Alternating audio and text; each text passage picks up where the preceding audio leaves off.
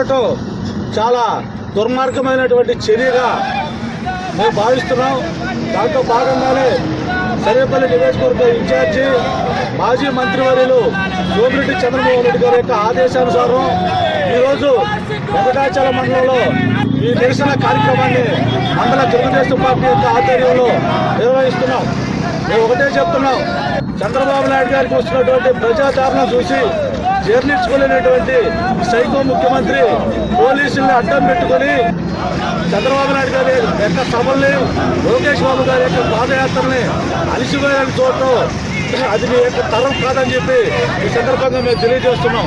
నువ్వు చేస్తున్నటువంటి ప్రజా వ్యతిరేక కార్యక్రమాలకి రాబోయే రోజుల్లో ప్రజలే బుద్ధి చెప్తారని చెప్పి ఈ సందర్భంగా తెలియజేస్తూ ఇకనైనా ఈ బుద్ధి మార్చుకొని ప్రజా ఆగ్రహానికి గురి కావద్దని చెప్పి ఈ సందర్భంగా జగన్మోహన్ రెడ్డి గారికి తెలియజేస్తున్నాం.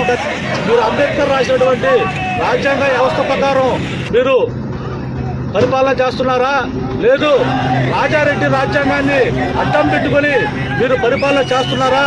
మీరుండేది వైసీపీ పార్టీకి ఆ పార్టీ నాయకుల యొక్క ఆదేశాలను అమలుపరిచేదానిగా, లేదు అంబేద్కర్ రాసినటువంటి రాజ్యాంగాన్ని అమలుపరిచేదానికి మీరు ఉన్నారని చెప్పి ఈ సందర్భంగా పోలీసులు అడుగుతూ ఇకనైనా తెలుసుకోండి. రాబోయేది తెలుగుదేశం పార్టీ అధికారంలోకి వస్తుంది. నారా చంద్రబాబు నాయుడు గారు ముఖ్యమంత్రిగా అవుతారు.